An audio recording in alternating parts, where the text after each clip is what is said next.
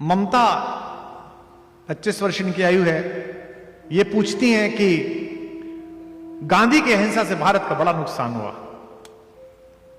क्या अहिंसा उचित है? यह ममता का प्रश्न नहीं है, यह प्रश्न योगपूर्वक भारत के मस्तिष्क में बोया गया है और कम से कम गुजरात में तो इसका उत्तर दिया जाना चाहिए। 1000 साल बाद भी अगर गुजरात गर्व करेगा, विश्व भर के सामने भारत का विजिटिंग कार्ड लेकर जाएगा, तो उस पर कुछ छपा हो या ना छपा हो, गांधी का चित्र छपा मिलेगा, गांधी की दर्शन छपा मिलेगा। युगीन परिस्थितियों में गांधी को समझिए। सबसे पहली बात तो यह है कि जो तुमने पूछा है ममता की अहिंसा से भारत का नुकसान हुआ, अहिंसा से किसी देश का नुकसान नहीं होता, नुकसान हिंसा से होता है। भगवान महावीर ने विश्व को अहिंसा का सूत्र सिखाया। एक उत्तरीय डाले हुए भगवान जा रहे थे और एक कांटे के पेड़ में उत्तरीय अटक गया। उसे छुटाते समय कांटों के टूटने की संभावना थी। भगवान ने कहा इसे भी क्या छुटाना, हिंसा क्यों करनी, और नग्न निकल गए। पूजा होती है आज पूरे विश्व में उनके अनुयायियों की, साधुओं की। इस प्रकृति ने आज तक केवल 2 प्रकार की नग्नताओं को स्वीकार किया है। एक आपके आंगन में चलते हुए छोटे शिशु की नग्नता, जिसका मन अभी पाप और पुण्य नहीं जानता, या वे महावीर की नग्नता जो पाप और पुण्य से ऊपर उठ गया है, उस महावीर को स्वीकार किया। हिंसा किसी स्थिति में स्वीकार्य नहीं है ममता, और अहिंसा किसी स्थिति में गलत नहीं है। आप में शक्ति है, अच्छी बात है। आप में पराक्रम है, बहुत अच्छी बात है। लेकिन शक्ति और पराक्रम के साथ अगर आप में वर्चस्ववाद है तो बहुत गलत बात है। आप कहते हैं कि हिंसा से भारत को नुकसान हुआ, जो लड़ने के लिए आए थे उनसे हम लड़े थे ना, अहिंसक तो नहीं थे हम। इसी सोमनाथ में आया था ना बहुत प्यारा, तो हमने अहिंसा के कारण नहीं, हमने अपनी दुर्बल नीति, परस्पर फूट, एक दूसरे से विद्वेष और एकता की कमी के कारण भारत का नुकसान किया।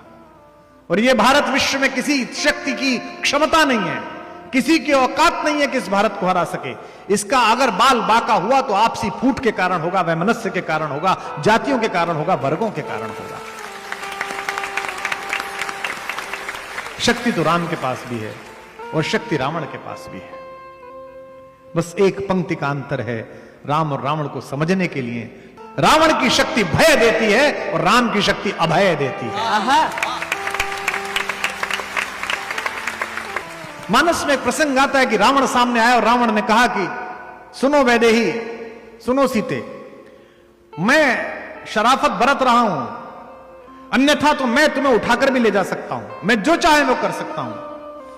तो तपोबल में बैठी हुई मेरी मां जगदंबा ने जिस आसन पर बैठी हुई थी उसका एक कुशा का टुकड़ा निकाला, एक तिनका निकाला और सामने रख दिया और कहा पराक्रमी बनता है, चल इसे पार करके दिखा दे। तृणधर ओट कहत वैदेही, सुमिर अवधपति परम सनेही। अयोध्यापति राम को स्मरण करते हुए मां ने एक टुकड़ा निकाला और रख दिया, पार कर दे, और रावण पार नहीं कर पाया। दिल्ली के उसी विश्वविद्यालय में जहां ज्ञानियों का संचय है, वहां बैठी हुई बौद्धिकता पूछती है कि त्रैलोक्यों को परास्त करने वाला, कुबेर को परास्त करने वाला रावण तिनके को पार क्यों नहीं कर पाया।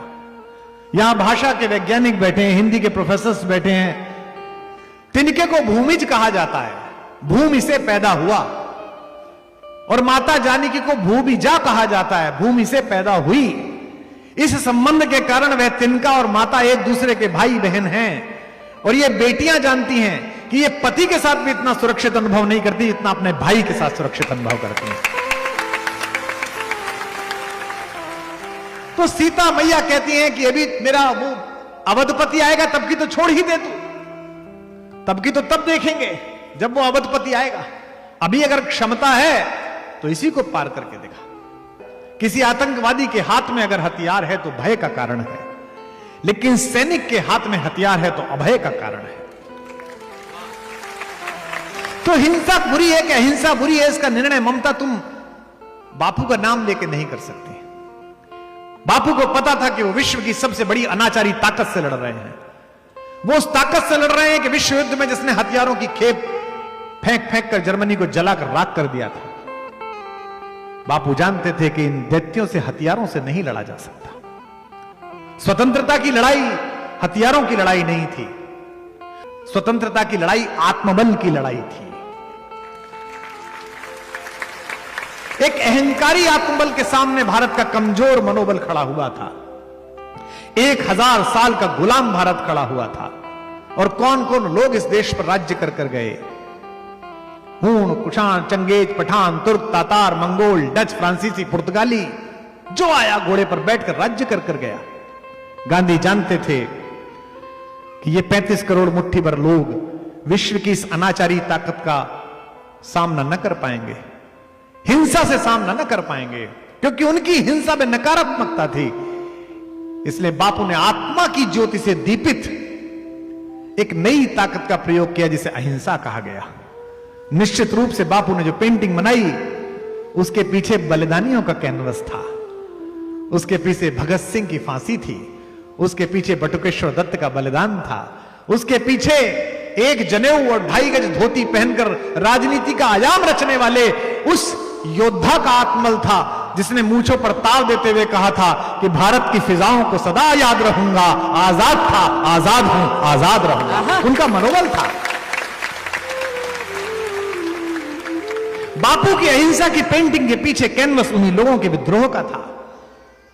लेकिन जैसे कैनवस का धन्यवाद दिया जाता है, ऐसे पेंटिंग का भी धन्यवाद दिया जाता है। प्रतिकूल मौसम, प्रतिकूल संस्कृति, प्रतिकूल माहौल, अलग तरह के लोग, 33 करोड़ लोग, और 30,000 लोग भी नहीं थे जो आकर इस देश पर राज्य कर गए। कितने लोग लड़ रहे थे 33 करोड़ में से? 33 लाख भी नहीं थे, 3 लाख भी नहीं थे। लेकिन जहां जहां से अंग्रेज गुजरे वहां वहां स्वाभिमान के साथ विनम्र सिर लिए हुए भारत की माताएं खड़ी मिलें, भारत के बच्चे खड़े मिलें, और उस अहंकारी की तोपों के गोले खत्म हो जाएं लेकिन बलिदान खत्म ना हो। इस मनोबल को खड़ा करने का काम अहिंसा है, इस मनोबल को खड़ा करने का नाम है। मानकों को ध्वस्त मत करिए। किसी देश को मानक मुश्किल से मिलते हैं, किसी देश को पटेल मुश्किल से मिलता है, किसी देश को गांधी मुश्किल से मिलता है। आप गुजरात के लोग हैं, हम उत्तर प्रदेश के लोग हैं, हम गांधी समझते हैं, आप भी समझते हैं। आपके लिए वो एक संत हैं, हमारे लिए वो नागरिक जिसने अहिंसा को हथियार बनाकर विश्व के सबसे बड़े दैत्य को हराया। गांधी राष्ट्रीय आपदा का आयुर्वेदिक उपचार है। वाह वाह वाह। एलोपैथी नहीं है गांधी, इंजेक्शन नहीं है, आयुर्वेदिक उपचार है। और यह देश अगर आज इकट्ठा खड़ा है तो इसलिए क्योंकि इसके उपचार में अहिंसा है। अन्यथा पड़ोस में देश देख लिए जिसने हिंसा से स्वयं को आजाद कराया है, कैसी स्थिति में है। डायरेक्ट एक्शन डे क्या था? हिंसा का नंगा नाच था। हिंसा अझेल हो गई थी, पुराने लोग बैठे उन्हें याद होगा। अगर भारत ने भी ऐसे ली होती तो आज तक 100 बार मार्शल लॉ लग गया होता। जिस सरलता के साथ इस देश में सत्ता का हस्तांतरण होता है, कोई सोचने वाली बात है? कल तक यह पार्टी जीतती रहती है, पूरे प्रकर्ष पर चलती है, चुनाव होता है, रातों रात एक पार्टी बहुमत में आ जाती है, दूसरी पार्टी के लोग निरीह भाव के साथ सत्ता छोड़कर खड़े हो जाते हैं। किसी का साहस नहीं है कि लोकतंत्र की दीप शिखा का अपहरण कर ले। 1932 में पहली बार हरिजन के संपादकीय में बापू ने इसी साबरमती में जहां मैं बैठा हूं, इसी के किनारे बैठकर एक अग्रलेख लिखा था। उसमें पहली बार राम राज्य शब्द लिखा। कांग्रेस में जिक्र हुआ इस बात का कि बापू ने राम राज्य क्यों लिख दिया। बापू ने कहा छोड़ो राम राज्य, छोड़ो धर्म राज्य मान लो। जिनकी वैचारिकी के पितामह ने राम राज्य लिखा हो, जिनकी वैचारिकी के सबसे बड़े बाबा ने धर्म राज्य लिखा हो, अगर वो संविधान में धर्मनिरपेक्षता की बात करते हैं तो वो राष्ट्र का भी अपमान कर रहे हैं और बापू का भी अपमान कर रहे हैं। राष्ट्र धर्म से विमुख हो ही नहीं सकता, मनुष्य धर्म से विमुख हो ही नहीं सकता। अहिंसा विचार नहीं है, अहिंसा शक्ति है।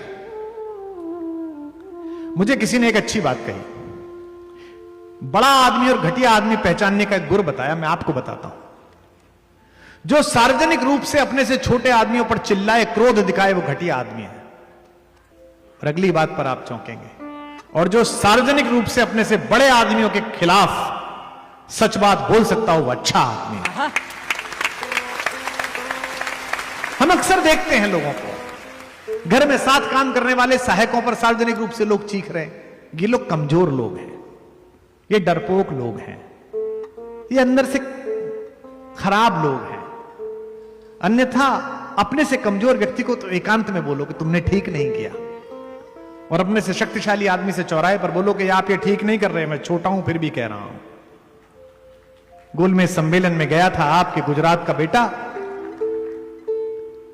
किंग ने मिलने के लिए बुलाया, तो किंग के एडीसी ने ड्रेस कोड भेजा। जैसे महामहिम राष्ट्रपति से मिलने के लिए जाइए तो आपको याद होगा कि पहले एक कमरे में एडीसी बताता है, जब तक महामहिम नहीं बैठेंगी आप नहीं बैठेंगे, फिर आप ये गिफ्ट इधर से देंगे, हाथ नहीं लगाएंगे, सब बताते हैं। माननीय प्रधानमंत्री जी का आगमन होता है तो भी एक ड्रिल होती है कि पहले इतने लोग जाएंगे फिर इतने लोग जाएंगे। कितना भी आपका प्रेम और कितने भी आपके प्रति स्नेह हो, एक प्रोटोकॉल है। किंग का तो किंग का प्रोटोकॉल था, वो तो विश्व का मालिक था, 2/3 दुनिया में उसका यूनियन जैक पहन रहा था। गांधी जी को लिखकर भेजा गया कि ब्लैक या ग्रे सूट पहनकर आइए। बापू बग्गी में बैठे उतरे तो वही एक धोती और एक लाठी। तो किंग का एडीसी अंदर भागा भागा गया, उसने किंग से कहा कि वो नंगा आया है। तो किंग ने कहा कि चर्चिल बोलता तो था नंगा है, पर नंगा आ जाएगा ये पता नहीं था। एडीसी ने कहा कि सर क्या करना है, वापस भेजूं? तो किंग को क्यूरियोसिटी हुई, जिज्ञासा, उसने कहा नहीं बुलाओ बुलाओ, मजे करते हैं। पददलित भारत, 1000 साल का गुलाम भारत, 1936-32 में आजादी की हवा भी नहीं आ रही थी कि आएगी कि नहीं आएगी। वो तो भला हो 40 के विश्व युद्ध का कि अंग्रेज फंस गया और हम आजाद हुए, वरना छोड़ता नहीं खून पीने से। ये नहीं कर रहे होते जो कर रहे थे हम आज। गांधी गए तेजस्विता के साथ, भारत का अहिंसा का लाल गया, गुजरात का बेटा गया। पहला वाक्य पूछा राजा ने, सड़क के किनारे ट्रक रोककर 200 रुपए की रिश्वत ले रहे सिपाही से आंख ना मिलाने की योग्यता रखने वाले लोग गांधी पर सवाल करते हैं। तेजस्विता देखिए, पूछा किंग ने, Mister Gandhi, where are your clothes? तुम्हारे कपड़े कहां हैं? बिना झिझके, पोपले मुंह से, आगे के दांत टूटे हुए, कितनी सुंदर मुस्कुराहट है बापू की। मुस्कुराते बोले, your highness, not only mine but the clothes of my whole country were stolen by you.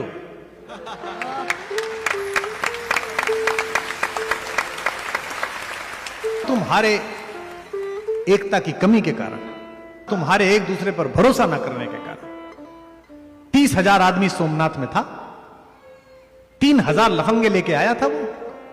ईश्वर के भरोसे खड़े हुए थे। धर्मो रक्षति रक्षिता, धर्म उसकी रक्षा करता है जो उसकी रक्षा करता है। 10-10 आदमी भी एक को मारते तो बचा लिए जाते।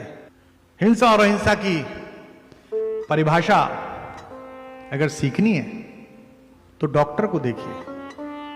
हिंसा तो डॉक्टर भी करता है। यहां बैठे हैं डॉक्टर्स, अपेंडिक्स के टाइम में चीरता है, अब आप कहने लगी तो हिंसा कर रहा है।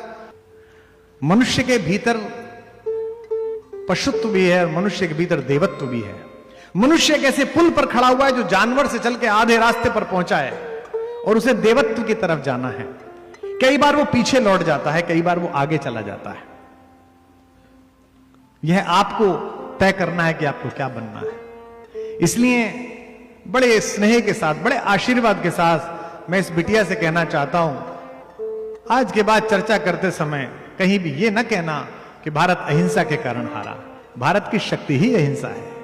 आज पूरे विश्व में हमारे उस नापाक पड़ोसी की हरकतों से ज्यादा हमारे धैर्य पर, हमारे कुशलता पर विश्व भरोसा करता है। इसलिए क्योंकि हमने पिछले 75 वर्षों में तय किया है कि युद्ध हम शुरू नहीं करेंगे, लेकिन कोई शुरू करेगा तो खत्म हम ही करेंगे। हमारा ही काम है।